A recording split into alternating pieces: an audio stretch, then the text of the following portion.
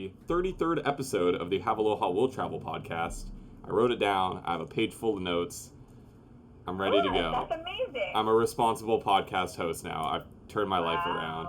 It's only because Because it's our intern to school you. That's I know, she's showing me up. It's also because we have a special guest with us today, Kelli Shiroma. How are you doing? Hey, hi. You know what's funny? We have a Shelly Shiroma on our team. Why is that funny? Because their names are similar. Kelly, Shelly. Oh. It just goes right off the They're tongue. not related. They're not related. Kelli joined us on our 14th episode of the Aloha Will Travel podcast back in September of last year. And she works with Frolic Hawaiʻi, so she knows about everything about local food here. Well, her and Kat do. It's so nice to have you back on, Kelli. Yeah, thanks for having me. I was really looking forward to it. Yeah, we're looking forward to having you. It's so crazy. I know. September seems like a long time ago. I know. It feels like a long time ago. Happened. If you think about it, I mean, well, the reason why we asked you to be on this, we love you. You could be on our podcast anytime you want. But the reason we asked you specifically now, and today in particular, is because, so today is June 5th. This is Friday. Yep. Most people will be watching this or listening to this on Monday. But today is a day when restaurants in Hawaii can open for dine-in services. For the first time since this whole COVID happened. So for some, it's been since March, right, that some of these restaurants are closed. So we wanted to bring you on board. I know Frolic has published, you wrote the story about what people can expect right now if they're choosing to go to a Hawaii restaurant. But let's just talk about the evolution of restaurants right now in Hawaii. I mean, it's just kind of crazy. Yeah. No, seriously. I think we saw an evolution when the stay-at-home orders first happened. Frolic was really instrumental in publishing a lot of takeout menus on our website. We wanted to really help the local restaurants publicize if they were still open for takeout, if they were just shutting for a temporary period, but they're planning to come back up or open for takeout like in a month or so. Or we really started using our Instagram more for these quick and timely updates. So it went from posting takeout menus to helping them publicize if there are any deals or limited time offers or specials going on. And then as restaurants were ramping up to open again for dine-in, talking to different chefs or managers and asking what they were doing differently, asking what they're doing to make customers feel comfortable dining in again, because so much has changed. Oh, yeah. Like, so much has changed. I mean, there's all these different rules now that regulate what restaurants can and can't do now that they're offering dine-in services. So can you talk a little bit about what people can expect if they go to a restaurant today? Right. So it's, on Frolic yesterday, we had a post about what people can expect from a variety of restaurants, from sushi counters to brunch places to fine dining. And, the minimum is tables have to be 6 feet apart. Customers must wear masks until they are seated and dining. A lot of sanitation on high touch point surfaces like elevator buttons, doorknobs. So we see, that's common all across the board. I think what was interesting to note was some restaurants installed plexiglass, like where the register stations are for, increased protection. Some other workers have to wear, some of the employees are going to be wearing face shields, so not only the mask, but the type that you see in healthcare workers. And some sushi counters like Yanagi Sushi sent me a photo. They installed acrylic sushi, like the shields on their sushi counters, so there's more separation between the chef and the customers because they still allow for counter seating, but all parties will be spaced 6 feet apart, so it kind of just depends on how big the party is. So just added measures for safety precautions to give customers peace of mind that they're safe, everything's being cleaned like every hour. So that was really helpful to learn and know. Yeah, that's really... not all restaurants are are going to be offering dining services, and those that are open, right? Like maybe they can only occupy have 50% occupancy, right, because of the social distancing guidelines. But yeah, not everybody's open. Like Pig and the Lady announced that they weren't going to open any of their restaurants on Oahu. Yeah, and a few others, like I think Roy's restaurants announced they were going to be opening a little bit later. So I think too, like some restaurants have done well for takeout, and they're continuing to do takeout. Maybe not just opening for dine-in yet, because again, this is unprecedented. Can't talk. And I think a lot of them have the safety precautions in place this weekend, but they're going to see how it goes and adjust going forward. And it's and really... yes, some of them are reservation only now and really limiting walk-ins. And it's really interesting to see how a lot of restaurants have evolved and gotten into the whole takeout scene.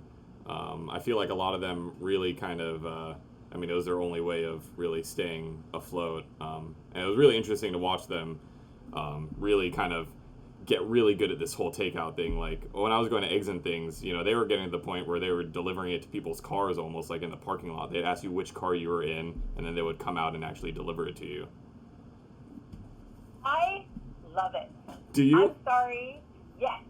Because if you know me really well, I am not a dine-in, like leisurely hang out and eat dinner for 3 hours. I don't like that. But this takeout thing is so awesome. And the curbside delivery is even better because you just pull up and then they run out to your car and give it to you. It's been like the best thing out of this COVID for me, honestly. Also for some I love it. Yeah, but even for some restaurants that have like, harder parking or it's harder to get to, that curbside is really convenient. Like, you can stay in your car and they'll just come out when you're there. Yeah. Like Pipeline Bake Shop in Kaimuki, it's so hard to find parking, but because the city has allowed for curbside delivery of certain like metered parking or city parking, you can order online exactly what you want, and then just drive up when you're ordered for, and then boom, they give you your fresh malasadas. It's like, yes, this is what I want. Have you taken advantage of the delivery, like them delivering to your residence? Because it was free for a lot of locations as well. Like they were offering free delivery, and I've never seen so many delivery people outside of my apartment. Like there was like a queue for a little bit. Well, we wouldn't get delivery too often because I don't live right in town, so usually it was too far or like the fee too much. But I did one of my first deliveries from Midnight High. Kat, Oh, me too. What is that? In that 6 or 7 mile radius, I counted for free delivery, so I took full advantage of that. So talk a little bit about Midnight High, because I don't think Kevin knows what it is. I have no idea what this is. Love this. If you were still a stoner, especially, you would love this. I don't stay up till midnight. Is it only open at midnight? That's much too late for me. I go to bed at like 10:30. I go to bed pretty early too, but I stayed up and starved and waited for this. Oh wow. So, Midnight High is an example of a new business that birthed out of this weird quarantine period. So I found them on Instagram, and Frolic ended up doing a post about it. But so they're on Instagram, Midnight High, and you can order online. But at least when I experienced it, the delivery time started from 8 p.m. So you could. It's still 8 p.m. Yeah, oh, okay. 8 p.m. to 4 a.m. Isn't that crazy? It increased it. It used to be 2 a.m., which I'm usually... Oh, maybe it's 2 a.m. Sorry. No, you're right. It's 2 a.m. because I told them I was going to order at 2 a.m. because I'm normally up at 4. I didn't want to wait till like midnight to get my grilled cheese sandwich. Wait, and my so they specialize in all of these like late night munchies dishes that you would just like crave late at night. And I don't stay up too late usually, but they had like a sriracha, Cheetos, mac and cheese, tater tots, like cheesy carb fest. That was what I wanted. And then their menu changes every week to have different specials, or they had like these stretch mark cookies that are like huge chocolate chip cookies. Like a container was as big as my face. These are for people who smoke weed. That's what I mean. So like this is like the worst things to eat at night, obviously. Obviously. Carbs and it's fried food. But is it exactly what you crave when you're hungover? Yeah. Or when you're like when you're feeling real midnight high. Exactly. When it's 4:20. That's pretty funny. That all sounds like it would give me a stomach ache. I have a very weak Oh, stomach, yeah. and like greasy stuff just kills me. Well, so the first time, I think when I ordered, they were in their second week or so of business. They had just soft launched. So I ordered at 8. My order came like around 9 o'clock, and I was so hungry. And so I basically had this fried piece in front of me. I got the fry party of ones that had like onion rings, or no, curly fries, No, yeah. tater tots, and all of these like animal style dipping sauces, umami ketchup. Oh wow. So there was that. I ordered the the mac and cheese, Cheetos, sriracha mac and cheese. It wasn't too hot, so I wasn't dying on camera. And stretch mark cookies, and the corn puffs. Thankfully, my husband helped me eat it all, but I was pretty hungry by then. And you recorded a video of that for Frolic? Yes, so Thomas Obunjan and I did a joint video. So he ordered different things. So he ordered like 4 different things from the menu. I ordered a few, and then we chatted about it. That's cool. Is that kind of how your job has maybe transformed a little bit? You know, during this whole quarantine, COVID, no, personal contact. Is that how you've been, trying to innovate, I guess, or trying to switch things up? Yeah, so different because I mean, usually I was used to going to media events maybe 3-4 times a week for different restaurant openings or previews, media previews. But I actually just went to my first virtual Zoom media preview. So for this new ramen restaurant that's opening actually today in Kapolei. So we had a hosted media preview where you could order an appetizer and an entree, take it home, join a Zoom call with other bloggers and talk about like what you ordered and how it tastes and learn a little bit more about the company. And that was the first one that I did like that. It was pretty fun, and I haven't seen some of those people since stay-at-home order started. Yeah, I did my first Zoom, same ramen, Chuck Tanaka ramen and izakaya. It was good. Okay, it was interesting. Well, I cheated. I did have somebody with me when I was tasting it, but it wasn't the same. I was like sitting around with a bunch of people and sharing the experience. It was kind of interesting. Anyway. No, it was a creative solution because they played like an icebreaker game and whatnot. But I mean, I did miss actually going and seeing everybody in person and interacting. But it did make me happy because the food transported well all the way back home from Kapolei, and everything tasted great. So that was exciting. Yeah, I was talking with the owner Tina, because she's opening right in the middle of a pandemic, which is probably not a great idea. But, it's interesting for some of these restaurants because, like ramen in particular, it does taste different when you order takeout. You don't have that same, like, it's not this hot bowl of ramen. I would feel like there would be some concern if that was how people were being introduced to my food for the first time, that it's not exactly what it would taste like. So I know they waited to open today so they can do dine-in services, but for a lot of these restaurants, I mean, they'd have to come up with, like even the fried food. I mean, they got to deliver that quickly, otherwise it doesn't taste as good. Anyway. That is maybe my problem with the whole curbside takeout is that I want to eat the food as soon as possible, so I'm constantly eating in my car, and my car is so small, and I hate it. No, I totally understand because too, I've ordered ramen from several restaurants during this time for takeout, and everything is nicely packaged in the containers. It's easy to assemble at home. Everything's clearly labeled, but it's not the same as sitting in the restaurant with a piping hot bowl of ramen that was just delivered to your table. It's different. Kelli, not the same. Where do you want to go? What's your first dine-in choice? Okay, I have been craving sushi because one, that's not something I can easily just make at home or expertly make at home. Yeah.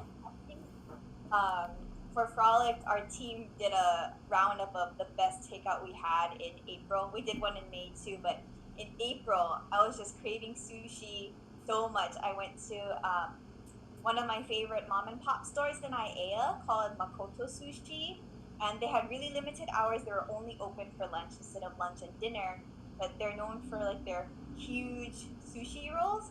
So I just that brought me so much comfort. I just made it a point to leave my computer during lunch one day and go, just pick it up for takeout. And yeah, that hit the spot. So I've been craving sushi, and this weekend I'm going to go to 22 Kailua. It's I did another piece about them. They're actually a hidden gem in Kailua. It's a coffee shop, but there's an omakase in the back. So a small sushi counter. I've never been able to get reservations because they're usually really booked like a month in advance. But during the stay-at-home order, they started doing omakase to go like in bento form. So $22, really affordable like sushi takeout. So I got that for takeout, but I'm actually gonna go experience the sushi counter dine-in this weekend. That's really cool. And do they have like a sushi chef right there, just in front of you, making it the whole time? Yeah, like from what I've seen, like from all the pictures and videos I've seen, because I've never been there for dine-in. But also too, they're an example of a business. They're really limiting seating. I think 4 to 7 people. Wow. Kevin, we did write about 22 Kailua in our Kailua issue, by the way. You maybe wrote about it. Did you not read it? I probably did. God. You know how much I read of our magazine? Well, you read the whole thing because we have to edit it. I read the whole thing so many times, and then we do another one, and then I read that one so many times, and everything from that last one is gone. It's out of there. Kat, where are you going to go? I know you hate dining in, apparently, but where do you want to go eat? Nowhere. I am so satisfied with takeout service. You don't even understand. It's so nice. I can eat here. You cook a lot, too, so... I do, but it's interesting because I don't want to go to a grocery store as often, and because takeout is so convenient, and I live like right in town, so for me, I can just drive down to like downtown and Chinatown and grab food. And I want to support local restaurants. I've actually eaten out way more. Oh, really? Now than I used to before. Yeah, way more. I never used to eat out for dinner as much as I do now. Oh. So I do miss going and getting an acai bowl, like a fresh acai bowl, which I would take out anyway. But I do miss like having that fresh acai bowl. There's no like. And I miss hanging out with people. I was gonna ask. There's no like downtown spots you want to go hang out with like coworker friends, because you always go out to lunch with like the Honolulu people a lot of the time, or... Yeah, I mean, yeah, but we can't really do that. So, oh, yeah, I guess so. I bet there's no place that you want to go to, Kevin, because Kevin doesn't care about food. What are you trying to say? You know where I was really looking forward to, and I want to ask you about this, Kelly. This is maybe the sadder part of all of this, is I wanted to really go to Like Like Drive-In. You want to what? I wanted to go to Like Like Drive-In. But they're gone forever, and I'm so sad because that was like my favorite dine-in spot. And you're right, Kat, I don't really know too much about like local eateries, but I have a lot of places, obviously like Anna O'Brien's is shutting down for good. Some places are actually not like making it out of this COVID pandemic. Like a few of the bars, is it Anna O'Brien's? Irish pubs are shutting down. Do you know of any other spots, Kelly, that aren't reopening? Besides those, not that I know of, but yeah, it's true. This whole, I guess, these last few months have really shown the importance of supporting your favorite local eatery, or we have. When everything first started closing and stuff. Like, I was trying to space out my trips to the grocery stores, or only going out for essentials, but I would still order takeout once or twice a week, at least once a week, to try to support local, because everybody's having a hard time, and you want to see your favorite places still be around after this. Absolutely. Yeah, I must have paid, like, Eggs and Things rent. I got takeout there a lot, Eggs and Things. Because, it's like the closest thing I knew to Like Like Drive-In. It's similar kind of diner food. Eggs and Things is actually kind of probably like a little bit better, but Like Like just had like that real, I don't know, diner feel to it. So that... You have a nostalgic connection to Like Like, and you have an experience. I don't think it's necessarily the food for you. It's 100% not. You don't you're not into food. You don't like love food. Oh God, here we go. Hold on. I have to get this. What is it? It's my favorite thing about Like. It's my favorite thing about Like. They would give you You these. feel something? Oh. They would give you these like weird little bear stickers if they liked you. Like the waitress or waiter would just come only around. Your child. Maybe. And they would just place them on the table. They wouldn't say anything to you about it. They would just put it down on the table. And I started collecting them, but too late. Like, I'd thrown a bunch away, and I only just started collecting them, and now they're out of business. Ah! It's all your fault, Kevin. They weren't doing takeout. If they were doing takeout, I would have kept their doors open, I swear. I mean, I first thought that they were just closing early. I was really surprised. I was really surprised. They had been there for 67 years, I think. Long time. So speaking, well, I guess this is pretty much the opposite of eating takeout. What have you guys been cooking? I feel like I've been cooking a little more now that this is all going down.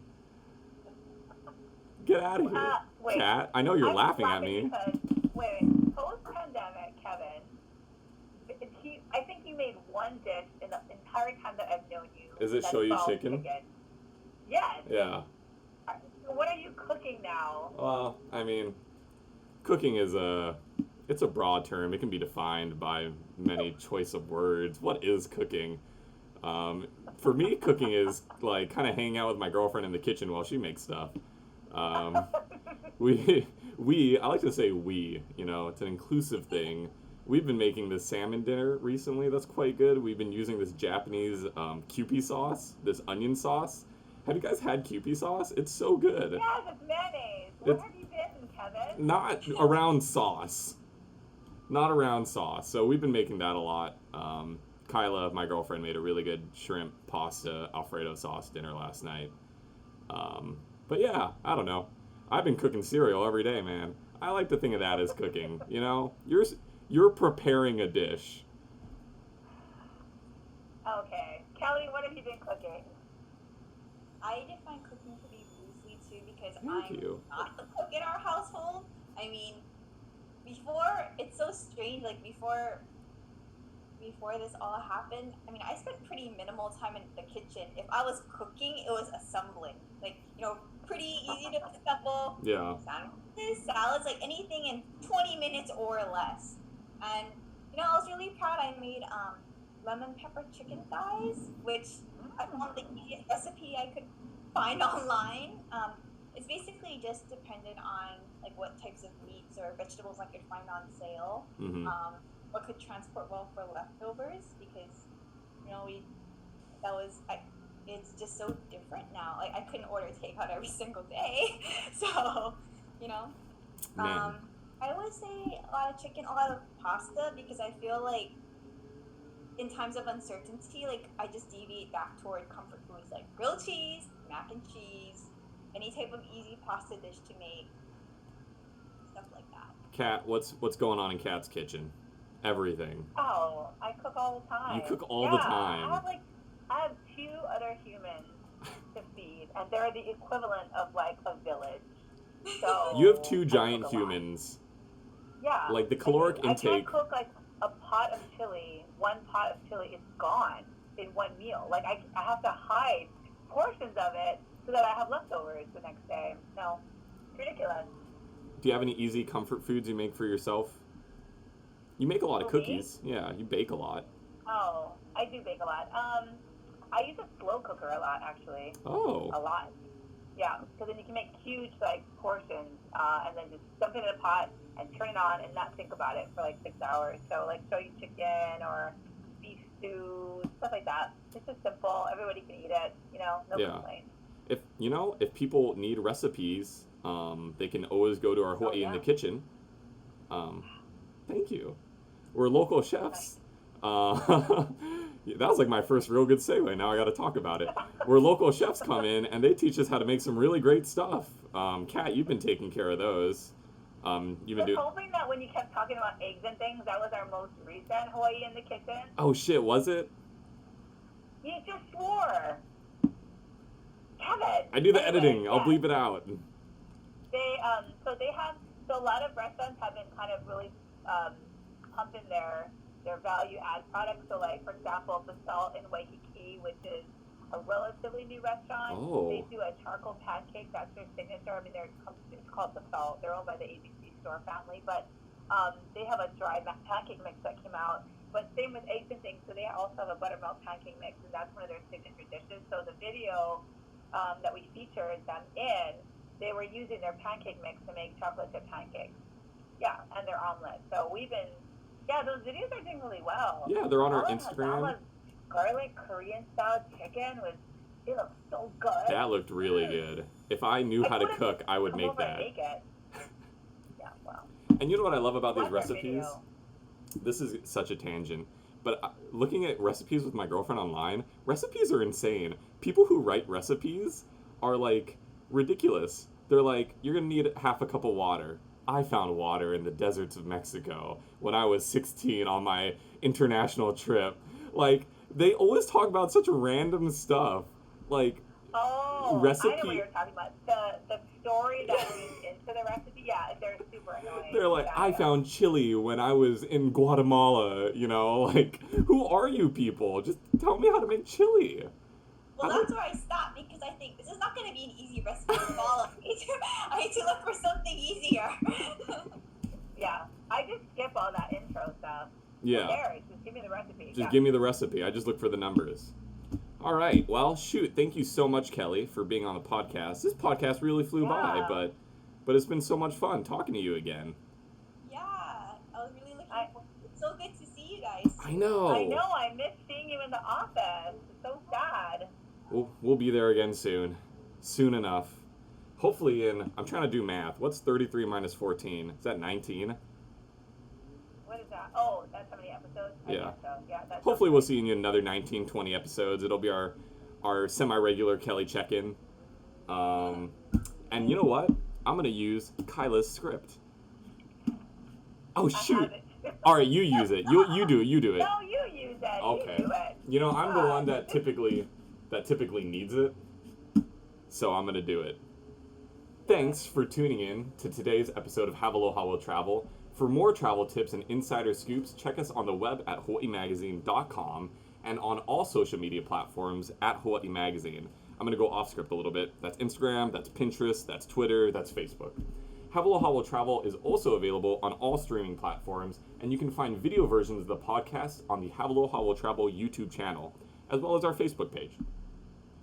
Our summer issue is currently out on shelves right now, so please feel free to pick that up. We have a lot of great summer adventures and summer trips in there. And thank you so much for listening. Be sure to come back next time. Isn't it good? Mahalo. Dude, that's so good. But that's typically where the podcast was end, but now we got to talk about how good it was. Kyla, you did a great job. She's going to listen to this audio version later. You killed it. Taking my job already. All right, you guys. Thank you so much for listening. Don't forget to check out FrolicHawaiʻi.com and follow them on Instagram too, because they're continually updating their site with information on Hawaii restaurants. And follow Kelly and her adventures. We'll have all your information in our show notes. Yeah, Kelly, did you have any shout outs you want to do right now, or? No, I was just going to say check out FrolicHawaiʻi.com, Facebook, and Instagram, because food is fun. Still fun. Oh, food is fun. Food is fun. It's about to get more fun. Oh. That doesn't even... No, that's terrible. The podcast is over. Thank you all so much for listening. Please tune in next time. Mahalo. Bye-bye. Aloha. Bye.